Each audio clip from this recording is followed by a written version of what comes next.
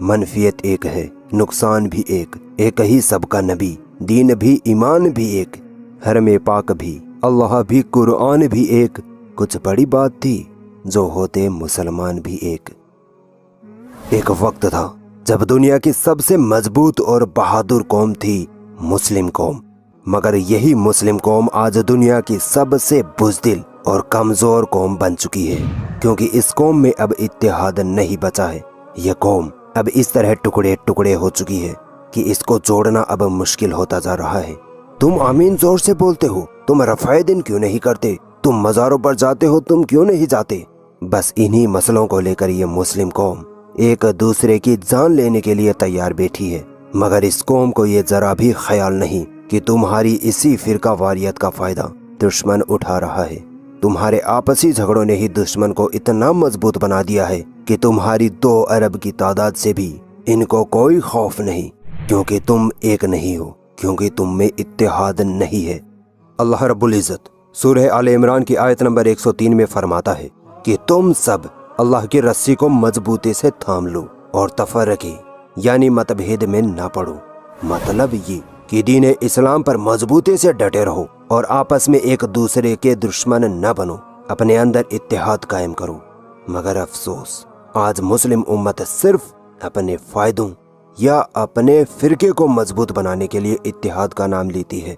आज का ये माहौल है कि हर फिरका सिर्फ अपने आप को तो मुसलमान समझता है और बाकियों को सीधा काफिर डिक्लेयर कर रहा है। यकीनन उम्मत में दीनी इख्तलाफात हैं और रहेंगे, मगर इसका मतलब ये थोड़ी ना है कि हम मंच पर बैठकर एक दूसरे को लान तान कसें, एक दूसरे को गालियां देने लगें। हद होती है मुसलमान मुसलमान को गाली देता है, यहाँ तक कि उसको मारने की धमकियां भी दे देता है। आजकल तो ऐसा लगता है जैसे हर फिरका एक दूसरे की इस्लाह करने के बजाय सिर्फ अपने फिरके को बड़ा करने में लगा है।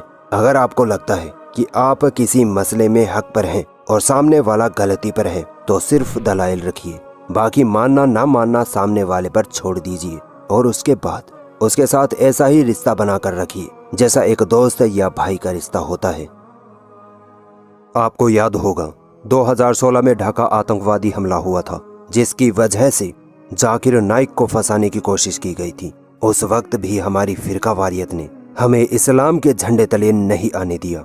जब जाकिर नाइक पर केस चले तब गैर मुस्लिम तो छोड़ो, हमारे मुसलमान भाई भी खुश हो उठे थे। हालांकि हर फिरके के उलमा इकराम ने जाकिर नाइक का समर्थन किया था, मगर आवाम में जो फिरका वारियत फैली थी उसने मुसलमानों को एक होने से रोक दिया।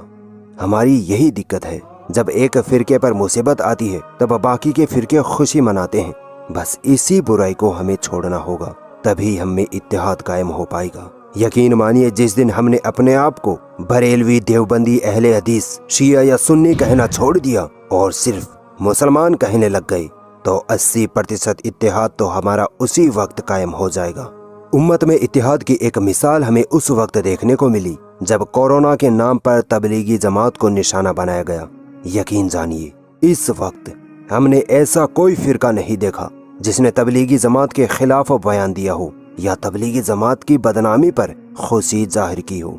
इस वक्त हमने एक होकर दुश्मनों का मुकाबला किया, क्योंकि हमें पता था ये सिर्फ तबलीगी जमात पर नहीं बल्कि पूरे इस्लाम पर हमला था।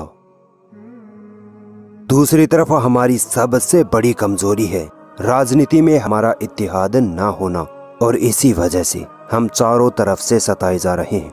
सेकुलरिज्म के नाम पर सो कॉल्ड सेकुलर पॉलिटिकल पार्टियों हम मुसलमानों के वोट लेकर राज करती हैं और फिर हमें ही भूल जाती हैं। सेकुलर पार्टियों के लिए हम मुसलमानों की हैसियत सिर्फ इतनी ही है कि जिस तरह सब्जी में तेज पत्ते की होती है, जब जरूरत पड़ी तो इस्तेमाल किया और फिर मकसद पूरा होते ही बाहर निकाल कर फेंक दिया। हम मुसलमान बहुत बेबस हो चुके हैं। नहीं, बेबस नहीं, हम बेवकूफ बनाए जा रहे हैं। इन सेकुलर पार्टियों को खूब पता है कि ये मुसलमान अपने दम पर अपनी क़यादत नहीं चुन सकते। इनके साथ हम कुछ भी कर लें फिर भी ये हमें ही वोट देंगे। हम मुसलमान बीजेपी आरएसएस से डरकर कांग्रेस और अन्य पार्टियों को वोट देते हैं। बाद में इन्हीं पार्टियों के नेता बीजेपी में शामिल हो जाते हैं और फिर मुसलमानों के खिलाफ जहर उगलते हैं और हम मुसलमान लोकतंत्र और सेकुलरिज्म का झुंझुना बजाते रह जाते हैं। याद करिए 3 तलाक का मसला। बताइए कौन सी सेकुलर पार्टी खुलकर आपके समर्थन में आई थी? कोई भी नहीं। सब के सब महिला सशक्तिकरण के नाम पर इस्लाम पर हमलावर थे। बस एक ओवैसी था जिसने इस्लाम का झंडा बुलंद किया हुआ था। वो शेर हमारे लिए संसद में दहाड़ रहा था। मगर अफसोस, हम मुसलमान इस ओवैसी को बीजेपी का एजेंट मानते हैं। सोचिए, इससे बड़ी बदनसीबी और हमारे लिए क्या होगी। पूरा हिंदू समाज जातियों में बंटा था, हर जाति का अलग अलग नेता था। मगर आज ये सब एक हो चुके हैं, क्योंकि इनको अक्ल आ गई है कि एक होंगे तभी काम बनेगा। मगर हम मुसलमानों ने अभी तक होश के नाखून नहीं लिए हैं। सहारे एक दूजे के हुए जो तो चट्टानों से टकराएंगे, अकेले जो लड़ते रहे तो यूं ही बिखर जाएंगे। इत्तेहाद से ही बनती है कोई भी कहानी फतह की, अलगाव गर रहा तो कहाँ कुछ कर पाएंगे। देर होने से पहले संभल जाओ, एक हो जाओ, अपनी क़यादत खुद खड़ी करो। सोशल मीडिया से ज्यादा जमीन पर मेहनत करो। असल में मुसलमानों की हैसियत यहीं पता लगती है। सोशल मीडिया पर तो खूब शेरों की तरह दहाड़ेंगे, मगर जब सड़कों पर उतरने की बात आएगी तब घरों में छुपकर बैठ जाएंगे। हमारी सोच ही यही है कि मुझसे तो नहीं होगा, मगर बाकी सब मुसलमान जाएं और सड़कों पर आंदोलन करें और इस्लाम व मुसलमानों के लिए आवाज उठाएं। बस इसी सोच के चलते हम ऊपर नहीं उठ पा रहे हैं। हम अपनी कमजोरियों का ठीकरा दूसरों पर फोड़ते हैं। याद रखिए, ना पुलिस आपकी है, ना अदालत आपकी है, ना ही सरकार आपकी है। एक एक करके खत्म होते रहेंगे अगर एक नहीं हुए तो। उठो लोगों, कि ये वक्त अब सोने का नहीं, इनकलाब का है। ये मसला मेरा ना तुम्हारा बल्कि हमारे इत्तेहाद का है।